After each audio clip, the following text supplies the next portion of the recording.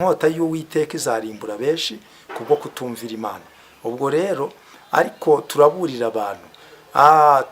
abantu hakiri agahenge, hakiri amahirwe, abantu nibakizwe bave mu byo barimo, kuko nta mahoro y'abanyabyaha, kuko uburakari bw'Imana n'ubundi bwibasiye abanyabyaha, ugatangira ukajya gutukana. Ntago bitinze, narabivuze. Imana yabwiye Ezekiyeli ngo wowe uzagenda ubabwire naho bakumva cyangwa nibumve, ariko nibazatinda kubibona ko umuhanuzi yari hagati muri bo. Ubona abantu rwose barimo bararirimba, yewe nujya kubona ubone bari no kuzura mwuka, ubone bari gutitira nk'abantu bari kuzura umwuka wera, ariko bamwe batwite, abandi baraye basambanye, abandi ari abasinzi. Ibyo rero ugasanga abantu bakomeje kubahuka Imana cyane birenze urugero. Erega na n'uyu munsi ikintu kibujije iyi si yacu amahoro ni ukutumvira Imana. Ariko turamutse twumviye Imana, twamara iminsi yacu tuguwe neza, ni ukuri twaryama tugasinzira. Ariko kubera ko kumvira Imana kubuze mwese, umugisha umutsima wawe n'amazi yawe. Mu yandi magambo, izaha umugisha ibyo ukora, kandi izakura indwara hagati muri wowe cyangwa se mu rugo rwawe. Izo ndwara zabamugaje, izo ndwara zituma n'ubundi mudasinzira, izo ndwara zibahoraho zababayeho akarande, Imana izazikura hagati muri mwebwe. Reka rero kubeshyera Imana ngo Imana irabeshya, ntabwo Imana ibeshya. Icyakora wabeshywa n'abantu, abantu bakakubeshya, abantu bakakubeshya, ariko wibeshyera Imana ngo n'ubundi ngo Imana ngo yamaye amasezerano, ngo none ngo ntabwo yashohoje.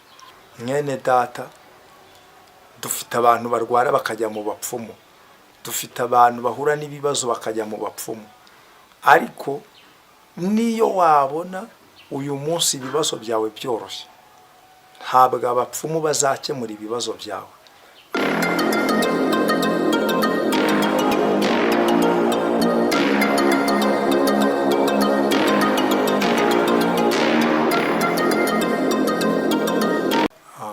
Ukomeye cyane. Mbere ya byose reka tubanze dusenga Imana. Mana Data wa twese uri mu ijuru, turagushimye, tugushimiye umwanya mwiza uduhaye wo kuganira ijambo ryawe ritunga ubugingo. Mana, ndasenze kugira ngo ijambo ryawe ni ukuri rimanukane amavuta, kandi Uwiteka Imana Nyiringabo, ijambo ryawe rikwise imbaraga n'ubwenge.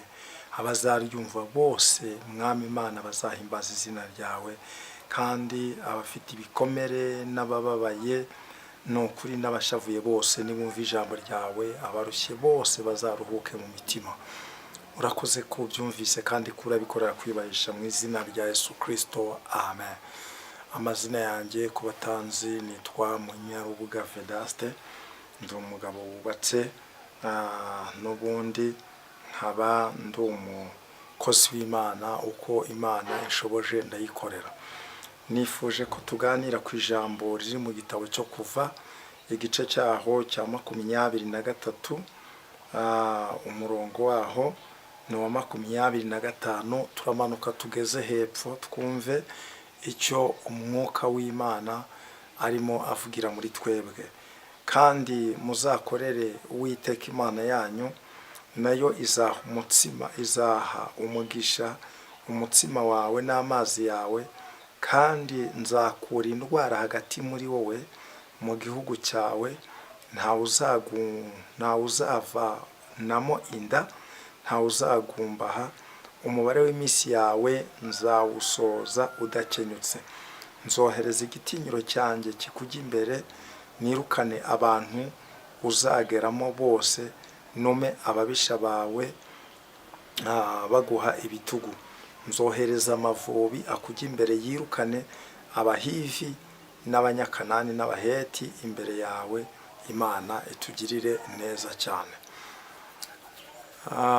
Ni ukuvuga ngo muri iyi si abantu benshi hari ibintu n'ubundi bakunda, hakaba n'ibyo banga, ariko mu bantu batuye iyi si buri muntu wese abaharanira kumva yagira umugisha ku musozi atuyeho, mu ikaritsiye atuyemo, mu mudugudu atuyemo. Umuntu wese aba yumva yaharanira kugira umugisha mu muryango avukamo, kugira ngo n'ubundi bimenyekane yuko ari umuntu ukomeye, kuko nta muntu wemera kujya hasi. Burya n'urya hasi ni ukubura uko agira, ariko umuntu wese aba yumva yajya hejuru. Ariko ijambo ry'Imana riratubwiye ngo kandi muzakorere Uwiteka Imana yanyu, nayo izaha umugisha umutsima wawe n'amazi yawe, kandi nzakura indwara hagati muri wowe. Nta muntu n'umwe wifuza gukorera ubusa, ariko ijambo ry'Imana yatubwiye ngo muzakorere Uwiteka Imana yawe, ngo izaha umugisha umutsima wawe. Bisobanuye ngo aho uzahinga izaguha umugisha, aho uzacururiza izaguha umugisha. Bisobanuye ngo icyo uzakora, bizinesi yawe, Imana izayiha umugisha. Muri iyi minsi abantu benshi usanga bari kurira bati rwose inyatsi itumereye nabi. Ariko iri jambo ukimara kuryumva rikubere urufunguzo rwo gukorera Uwiteka. Iri jambo ukimara kuryumva rikubere urufunguzo rwo kubaha Imana. Buriya twagendanye n'ijambo ry'Imana, ni ukuri tukagendana n'ubushake bw'Imana, ntidutambikire uko Imana ituyoboye tukemera kuyoborwa nayo, twagira amahoro. N'izi ntambara tubona ziri mu bihugu hirya no hino, ukumva abantu bashize, izi ntambara ntabwo zabaho. Ariko kubera ko abantu twanze kuyoborwa n'Imana, niyo mpamvu umwiryane ubaho, ugasanga abantu bararyana mu miryango, ugasanga abantu bararyana aho batuye, ugasanga abantu bararugana, ugasanga abantu mbese baragambanirana, ugasanga umuntu umwe arahiga mugenzi we. Ariko impamvu ni ukubera iki? Ni uko abantu twanze kuyoborwa n'Imana. Abantu twanze kuyoborwa n'Imana, ariko abantu twemeye kuyoborwa n'Imana, ibi byose ntabwo byabaho. Kandi ijambo ry'Imana riratubwiye ngo nidukorera Uwiteka azaha umugisha umutsima wacu n'amazi yacu, kandi noneho ikindi gikomeye ngo azakura indwara hagati muri twebwe. Ibi ngibi uvuga ngo maze imyaka 2 ndwaye, burya ndagira nkubwire ngo Imana ifite ububasha bwo kugukuraho iyo ndwara ikavaho rwose, ukabona ibitangaza by'Imana. Mwene data, dufite abantu barwara bakajya mu bapfumu, dufite abantu bahura n'ibibazo bakajya mu bapfumu. Ariko niyo wabona uyu munsi ibibazo byawe byoroshye, ntabwo abapfumu bazakemura ibibazo byawe, ahubwo ndagira ngo nkubwire ngo abapfumu bazakongerera ibibazo. Niba wari wikoreye ibiro 70, bazagushyiraho 30 bibi ibiro 100. Niyo mpamvu abantu dukwiriye kwemera kuyoborwa n'Imana. Ngo mu gihugu cyawe ntawe uzavamo inda, ntawe uzagumbaha, umubare w'iminsi yawe nzawusohoza udakenyutse. Muri iyi minsi turi kubona urupfu rugukenyura abantu. Muri iyi minsi nagize ikibazo, nditegereza numva ngize agahinda, ariko ijambo ry'Imana riratubwiye ngo n'iminsi yawe nzayisohoza udakenyutse. Uzi yuko burya nta wundi wakurinda gukenyuka atari Imana. Nje buriya umuntu wese uvuga ngo arankunda ajya abanza nkundira Imana, kuko iyi Imana niyo iturinda tukabaho. Njya ndeba uhereye mu buto bwanjye ibintu narwanye nabyo kandi bishaka kunkuraho, ariko Imana igakinga ukuboko kwayo, nkumva ndushijeho gukunda Imana cyane. Njya ndeba uburyo hari abantu wenda bagiye bitegereza bakavuga bati uyu nguyu we azamwara uko byagenda kose, ariko magingo aya ngaya ntago namwaye kubera ko abantu bavuze ngo azamwara. Ibi byose ni ukuboko kw'Imana kwabikoze. Ni ukuri niba dukundana, mbere na mbere dukunda Imana kuko ariyo yabanje kudukunda mbere na mbere Imana. Ijambo riratubwiye ngo nzohereza igitinyiro cyanjye kikujya imbere, nirukana abantu uzageramo bose, nume ababisha bawe baguha ibitugu. Urukumvira ijambo, nzohereza igitinyiro cyanjye kikujya imbere. Buriya igitinyiro cy'Imana kikuriho, ntabwo ushobora gutinya ngo abarozi baramitana. Kandi igitinyiro cy'Imana kikuriho, igitinyiro cy'Imana kikuriho, ntabwo ushobora gutinya ngo abagizi ba nabi barangirire nabi. Kandi igitinyiro cy'Imana kikuriho. Ahubwo ikibazo njya ngira, abantu bongere bakurure kwizera Imana, kuko abantu batakarije icyizere Imana. Kandi ugasanga umuntu arasenga ati Imana yampaye amasezerano, ati none narayategereje narayabuze. Ariko mu by'ukuri ntabwo Imana yacu igendera muri kirabaye. Niba Imana ikubwiye ngo nzaguha umugisha, icyo usabwa ni ukurindira kandi ukaba hafi y'Imana. Hari igihe uzasanga umuntu ari umusambanyi, umuntu ni umusinzi, ariko ugasanga ngo amasezerano arancumuza. Kandi wareba ugasanga mu by'ukuri ni umunyabyaha utereye iyo ngiyo. Ariko tujye twigira ku bantu bahawe amasezerano mbere. Niba Bibiliya itubwira ko Yosefu yahawe amasezerano, ariko yamara guhabwa amasezerano bene se bakamwanga, bamara no kumwanga bakamugurisha ari muri Egiputa, yagera muri Egiputa naho Satani akamugeragereza, akamutega umugore wari nyirabuja. Ariko mu by'ukuri twebwe ugasanga ntabwo dutinya icyaha ngo Imana yavuganye natwe. Hari ijambo nasomye mu rwandiko rwa Yakobo, ijambo rivuga ngo umuntu niyoshywa gukora ibibi ngo ye kubeshyera Imana ko ari imwoheje, kuko Imana idakora ibibi kandi ngo nta n'uwo ishobora kubyohesha. Muri iyi minsi abantu barakora ibyaha, abantu barakora ibibi, ariko ugasanga n'ubundi baracyihagazeho. Ariko nagira ngo nkubwire ngo niba ushaka umugisha w'Imana, ca bugufi wubaha Imana, Imana izasoza icyo yavuganye nawe. Naho ibintu bimeze nk'ibyanya mu gijya nino, tugakubita hariya tugakubita hariya, tukajya mu bya politike, tukajya mu by'Imana, tukajya mu by'isi, tukajya mu by'umwuka, tugakubita ibyiriya n'ibyiriya, twarangiza tukabeshyera Imana ngo iravuze itavuze, ngo yaduhaye amasezerano. Ibyo bintu rwose nta hantu byazageza umuntu. Niba dushaka umugisha w'Imana, njyewe maze igihe kinini nubaha Imana kandi nyikorera, ntabwo Imana ijya ibeshya. Amasezerano Imana yampaye najyaga mbona nta n'ahantu bizanyura, ariko iby'Imana yambwiye uyu munsi iragenda ibisoza nkabirebesha amaso, kuko nta jambo Imana ivuga ngo rihere. Reka rero kubeshyera Imana ngo Imana irabeshya, ntabwo Imana ibeshya.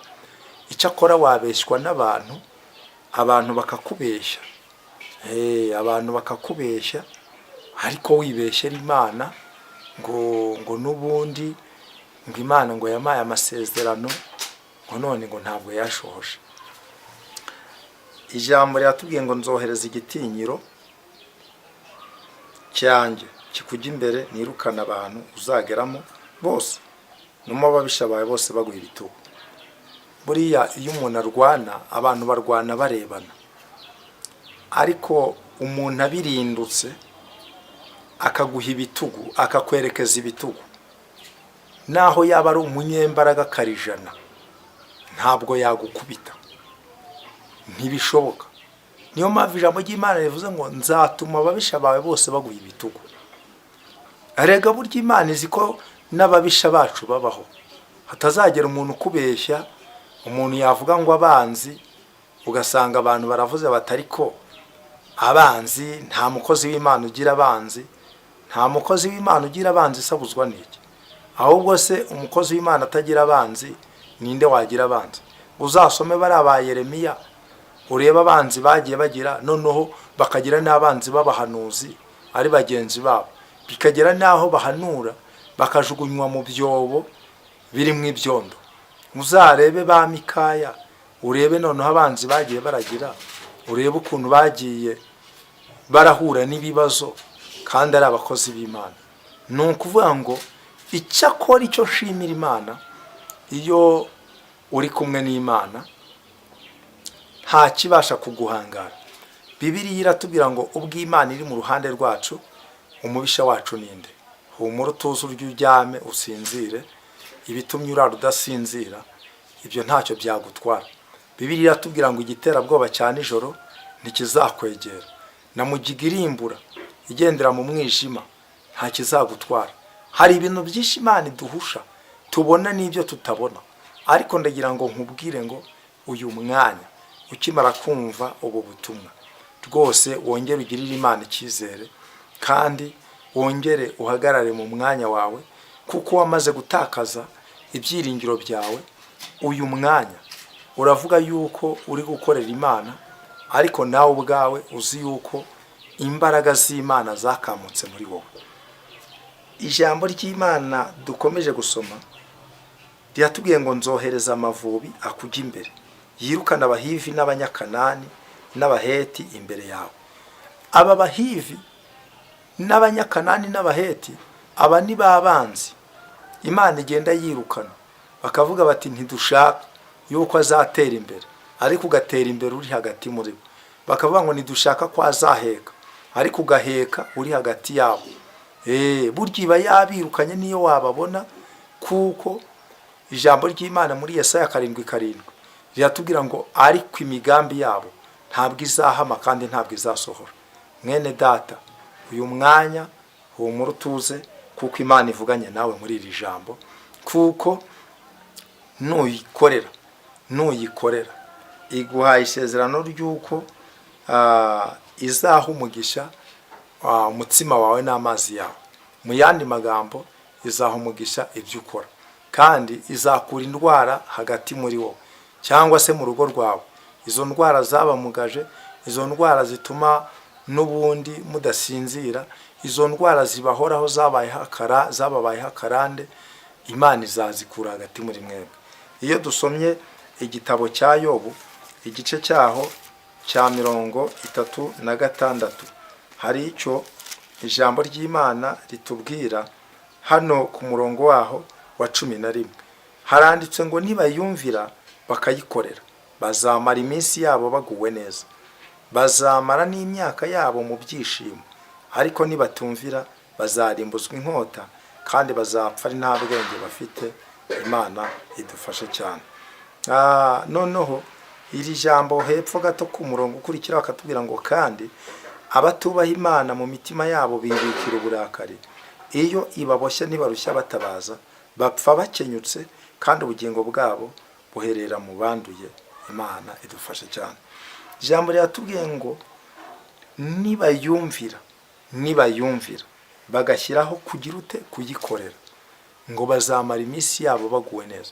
Erega na n'uyu munsi ikintu kibujije iyi si yacu amahoro ni ukutumvira Imana. Ariko turamutse twumviye Imana, twamara iminsi yacu tuguwe neza, ni ukuri twaryama tugasinzira. Ariko kubera ko kumvira Imana kubuze mwese, iyi si n'ubundi nta mahoro, kuko Bibiliya tubwira ngo nta mahoro y'abanyabyaha ni Uwiteka avuga. Njya nitegereza isi ya none nkakurura n'ibyabaye i Sodomu n'i Gomora, Imana ijya kuharimbura. Bari abantu b'i Sodomu n'i Gomora, icyaha basize ni icyaha cy'ubutinganyi. Ariko iyo ndebye sanga muri iki gihe cya none icyaha cy'ubutinganyi n'ubundi muri iyi minsi kirakorwa cyane. Nareba nkasanga hariho ibyaha bitagaragara hari i Sodomu n'i Gomora, ariko muri iyi minsi bikorwa. Abantu bararyamana n'amatungo, abantu barakora ibyaha biremereye cyane, umuntu akagenda akagura uburozi ngo yice mugenzi we, ugasanga umuntu arimo ntiyifuriza mugenzi w'icyiza, yabona yateye imbere akamuhigira hasi kubura hejuru, kandi si uko ari icyo yamutwaye. Urumva ubugome buriho muri iyi minsi, cyangwa se bya biri gukorwa muri iyi minsi birenze urugero. Urajya kubona ubona abantu bari muri korari ariko ari abasambanyi, ubona abantu rwose barimo bararirimba, yewe n'ujya kubona ubone bari no kuzura mwuka, ubone bari gutitira nk'abantu bari kuzura umwuka wera, ariko bamwe batwite, abandi baraye basambanye, abandi ari abasinzi. Ibyo rero ugasanga abantu bakomeje kubahuka Imana cyane birenze urugero. Iyo dukora umurimo w'Imana, ndabizi dufite abantu baturwanya, batatwemera, batatwishimira, ariko nabo ntabwo tuzabura kubabwira, nimutihana muzarimbuka, kuko iteka ryose ubu butumwa tutambutsa tubwira abantu ngo nibihane. Nawe muri abo ngabo urimo, kuko magingo aya niba urabona umuntu aravuga ijambo ry'Imana, umuntu akavuga ubutumwa bwo kubwira abantu ngo bihane bave mu byaha, kuko uburakari bw'Imana n'ubundi bwibasiye abanyabyaha, ugatangira ukajya gutukana. Ntago bitinze, narabivuze, Imana yabwiye Ezekiyeli ngo wowe uzagenda ubabwire naho bakumva cyangwa nibumve, ariko niba zatinda kubibona ko umuhanuzi yari hagati muri bo. Imana rero ibaha umugisha, iri jambo ridutere kwegera Imana. Nk'uko tubisomye ngo nibayumvira bakayikorera, bazamara iminsi yabo baguwe neza, bazamara n'imyaka yabo bari mu byishimo. Ariko ngo nibatumvira bazarimbuzwa inkota. Inkota y'Uwiteka izarimbura benshi kubwo kutumvira Imana.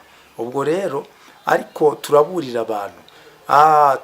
abantu hakiri agahenge, hakiri amahirwe. Abantu nibakizwe bave mu byo barimo, kuko nta mahoro y'abanyabyaha, n'igihe wabikoreye nta cyiza wabiboneyemo. Rwose ndakugira inama ngo va mu bitagira umumaro, wegera Imana, Imana iguha umugisha mu izina rya Yesu. Uyu mwanya rero tugiye gusenga Imana, ariko ni ukuri Imana igenderera umutima wawe, kandi uyu mwanya ukimara kumva iyi message, ni ukuri nuhindukira Imana irakubabarira mu izina rya Yesu Kristo. Reka dusenge Imana, ariko iri jambo ryatubwiye ngo kandi abo bantu batumvira Imana ngo iyibaboshye ngo nibarushya batabaza, ahubwo bapfa bakenyutse, ngo n'ubugingo bwabo bugaherera mu banduye. Mwene data, Imana igenderera umutima wawe. Mana, turagushimiye mu izina rya Yesu. Uwiteka Mana Nyiringabo, ngushimiye umwanya mwiza uduhaye wo kugeza ku ijambo ryawe ku bantu bawe. Iri jambo rizagera ku bantu batandukanye, ariko ndasenze kugira ngo Uwiteka Mana Nyiringabo, iri jambo rishoreze umwuka wawe wera, kandi abihana bazabe benshi. Kandi Nyiringabo Imana, ni ukuri gukora kwawe gukomeze kugaragarire bose, kandi Uwiteka Mwami, ari abaretse umurimo wawe, ari n'abagiye kure yawe, niba kugarukira ubagarukire. Wemere Mwami Imana, wemere nk'abana bawe. Byose mbigusabye nizeye mu izina rya Yesu Kristo, amen.